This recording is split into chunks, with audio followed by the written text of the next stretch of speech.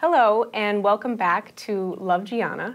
Today I'm here with Dr. Esselstyn, the one, the only. We have 10 questions today and one bonus question. Tell us a little bit about yourself and your journey in becoming vegan and a leader in the field. Also, if you'd like to tell us about the books you've written or new projects you have coming up. Well, first of all, let me say thank you. It's a pleasure to be with you and with your team. And talk about, probably most of my emphasis might be on my research, which is with coronary artery disease, a leading killer of women and men in Western civilization, which, the truth be known, coronary artery disease is nothing more than a toothless paper tiger that need never, ever exist. And if it does exist, it need never, ever progress. This is a completely benign foodborne illness. And where I got my start was in I guess the late 1970s, early 80s. I was increasingly disillusioned that as chairman of our breast cancer task force at the Cleveland Clinic, for no matter how many women I was doing breast surgery, I was doing absolutely nothing for the next unsuspecting victim. And this led to a bit of global research on my part, and it was very striking to see that there were many cultures where breast cancer rates were 30 and 40 times less frequent than in the United States, for instance, in Kenya. And in rural Japan in the 1950s, breast cancer was very infrequently identified. Yet as soon as the Japanese women would migrate to the United States by the second and third generation, still Japanese American, they still now had the same rate of breast cancer as their Caucasian counterpart. And even more striking, perhaps, was cancer of the prostate. In the entire nation of Japan in 1958, how many autopsy-proven deaths were there from cancer of the prostate? 18 in the entire nation. Wow. By 1978, they were up to 137, which still pales in comparison to the 28,000 who will die this year in this country. So at about that juncture, I thought we would get more bang for the buck if we could deal with the leading killer of women and men in Western civilization, which is heart disease, coronary artery heart disease. And so the dream, as it worked out, was that if you could get people to eat to save their heart, they would also save themselves from the common Western cancers of breast, prostate, colon, and perhaps pancreatic. That's the background. What are your thoughts on a low-carb, paleo, and ketone diet, ketosis versus ketoacidosis, and what are the dangers of each? Yeah, I think that those are some interesting questions. I think that you might start out looking at the epidemiology of heart disease, and it depends what your goals are.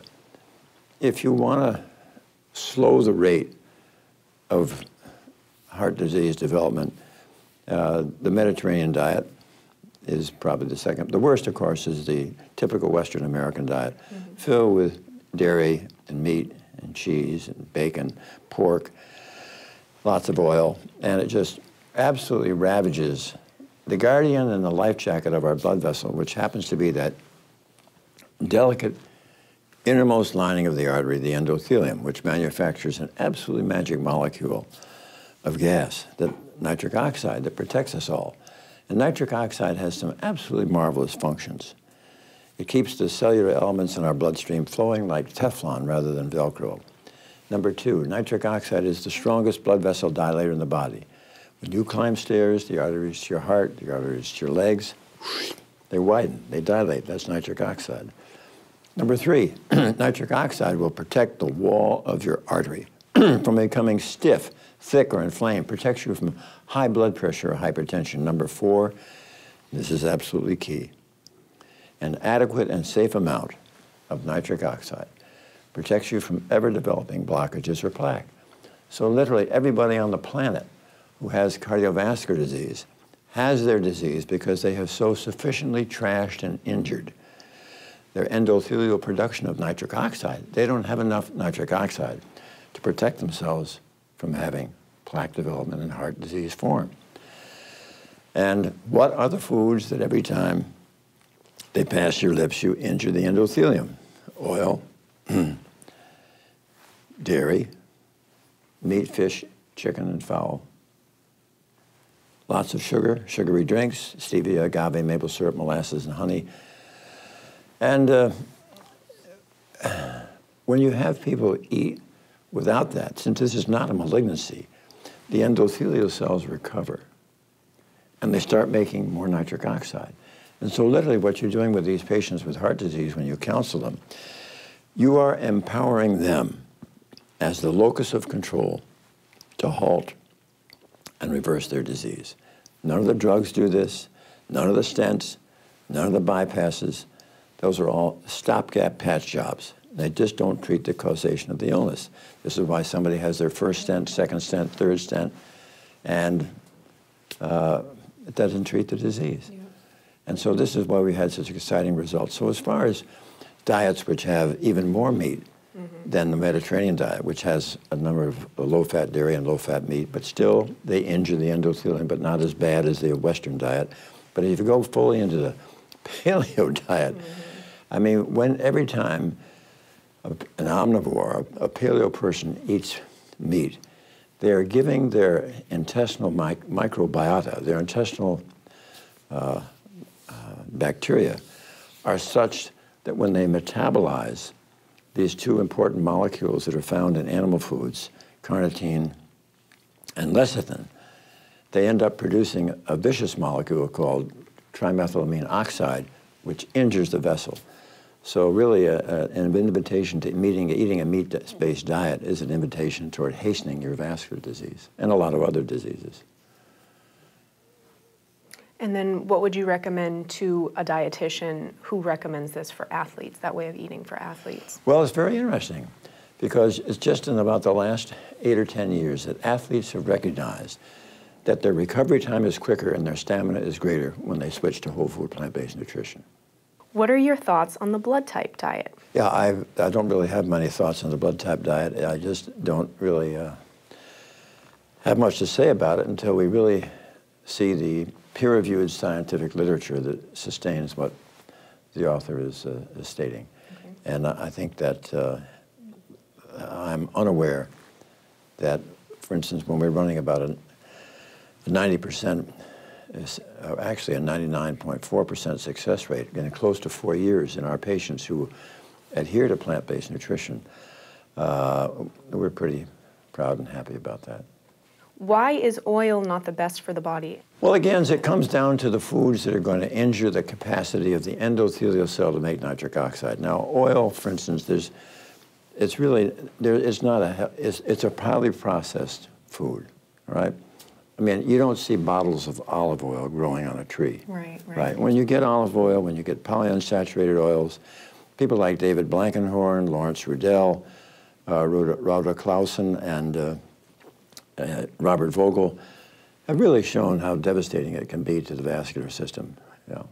So that's why we're not too keen on oil. What I remember in Forks Over Knives as well is there was, and correct me if I'm wrong, but there was a picture of the stomach, and if you fill it up with oil, the caloric value of filling the stomach receptors up, so you feel full. 4,000 calories, right. And then if you fill your body up with plant foods, it's drastically less in calories. So, and much more nutrient dense as well for the body. Yeah, the oils are essentially void of nutrient, except you get a little bit of microbit of vitamin E. What are the benefits of eating low fat? Well, I think that often people will mistakenly think that our program is pointed toward being low fat. Actually, it ends up being about 11% fat, whereas most Americans are eating somewhere over 30% fat in the diet.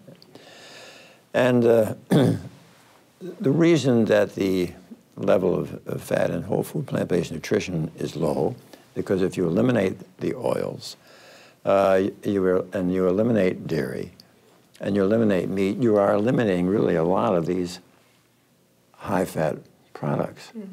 And so it's nothing that purposely is done. It ends up, that is the percent that seems to really work well when we simply are asking patients to avoid the foods that we know are going to harm them. But as far as going down low in fat and being healthy, I think the lowest fat level of healthy people that I became aware of was, I think, during World War II, the Japanese soldiers were at about 3.5%. Wow. Yeah. Do you think a plant-based diet extends a person's life and quality of life, and can it fully prevent and reverse heart disease, which is the #1 killer in America, correct? There's no question. We, Dr. Ornish, ourselves, Robert Osfeld, and others have clearly shown and reported in the peer-reviewed scientific literature that with patients who adhere and adhere correctly to whole food plant-based nutrition, avoiding the foods that are going to injure the endothelium, that heart disease not only can be halted, but it can be reversed. And the reason that I became so passionate about this after I retired, even from surgery, medicine right now, we're really at a crucial time, because what is pulling this nation into debtor's prison faster than anything you can imagine are the entitlements. Social Security, Medicaid, Medicare. What is 45% of Medicare? 45% of Medicare is cardiology.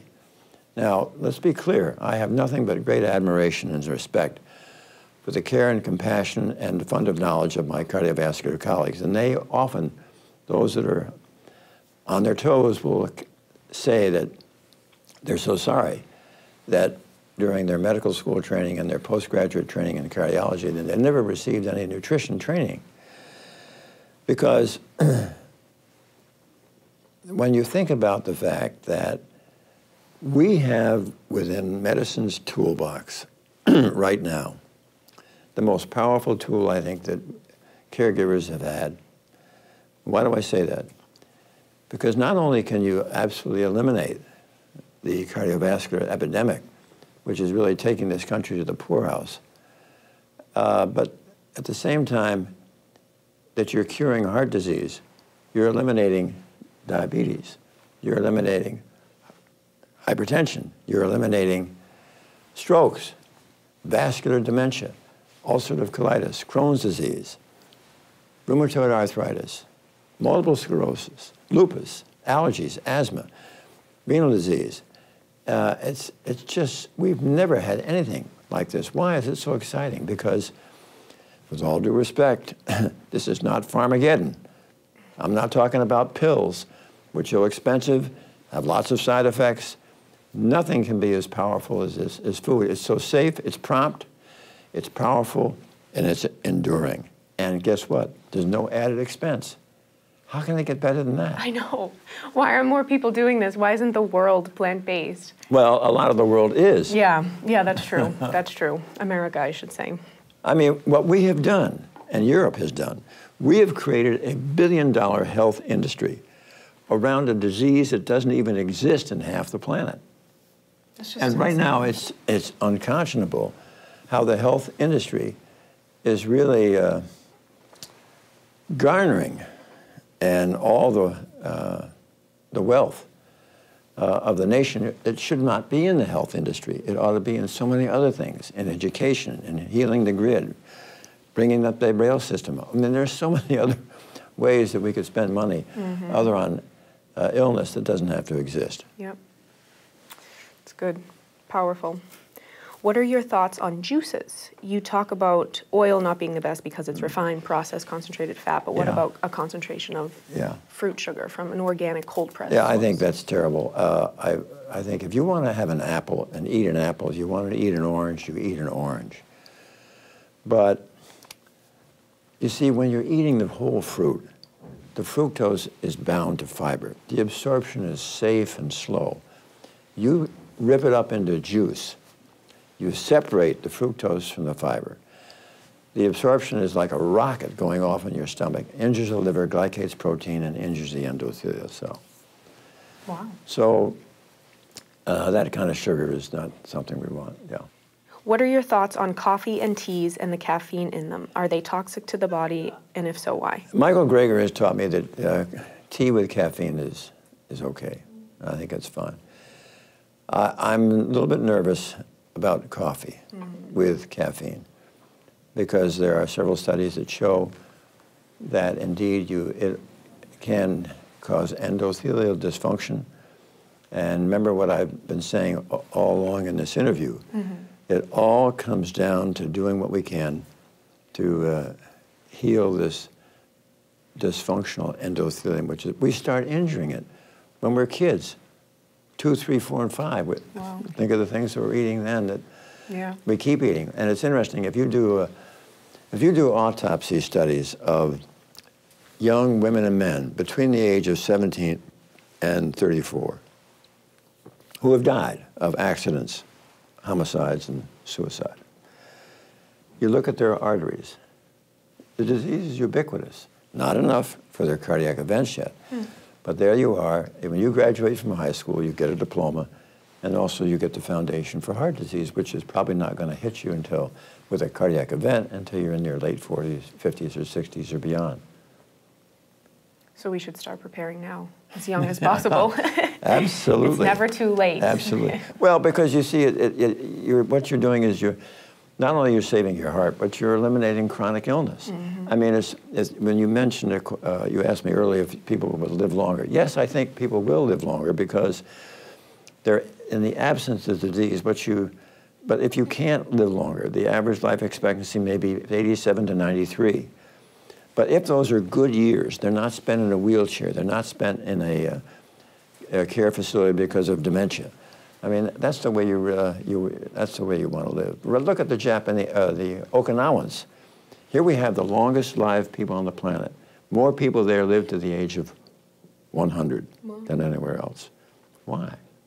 Because they're all diet. They're eating well, and they have wonderful family relationships, and they have a way of life that they're not sitting down and looking at a computer all day. They're out working, and that's key as well.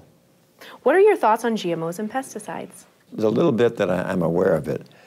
I'm very unenthusiastic about GMOs because it would have been, I think, so nice to have had a long-range study on GMOs before just sort of foisting them on the public. I think Europe has been very resistant to having that happen, and I sort of have to respect that, and I hope we're not the experiment over here. Yeah. So I'm a little nervous about that. Pesticides, you know, pesticides have been around for so long that, and you'd think by now we'd really get our arms around it and understand what was going on. But I'm not sure that I'm not sure that I can say that they're that. Obviously, I want you to wash off your produce. Yeah, I mostly eat organic. Before you eat it, or organic. Yeah, organic is certainly a preferred way to go, but for people who can't afford organic and they wash their food off, I don't think yet that I can say that that's going to be harmful. Yeah. And there was more to that question. Yes, there is. What are your thoughts on the fake sweeteners found in gum and diet sodas and the chemical harm? No, you don't. You don't ever want that stuff, and you don't want. I mean, like the false sweeteners. People put false sweeteners in coffee. Why do they even want the sweeteners? Because they're no. You don't want that because when you go plant-based, what is the challenge for some people is when you do go plant-based. Remember, your fat percentage is going down from 33 or 34% down to 10 or 11. And the Monell Chemical Sensus Center in Philadelphia has shown us that if they compare 3 different groups of persons who are decreasing their fat in their diet. Let's say there's one at the typical American diet, 34%, another 20%, another down at 11%. One of those groups at the end of 12 weeks has completely lost their craving for fat. Which one? The one at 11%. Because we all have a fat receptor and a sugar receptor. And if you're trying to downregulate, this is why we always start out cold turkey, the whole thing right away. Why? Because if every weekend you decide you're going to belly up to the trough and say, I'm going to reward myself because I was so good all week, then the fat receptor never gets a chance to downregulate. And you end up with this constant sense of denial and craving, and then you have recidivism and failure. Good advice. What are your thoughts on treating high triglycerides and Hashimoto's thyroiditis with a plant-based diet? Are carbs from fruit or any kind of fruit harmful for either either one of those. I don't know how much you know about both of those. I don't think they can. I'll answer on Hashimoto's. I think that's something that has to be studied further. The first question was? On treating high triglycerides. Yeah, high triglycerides, I think we really have to be careful of the simple carbohydrates. The fruit juices we talked about, apple juice and orange juice, will just, like alcohol, will just send triglycerides through the roof.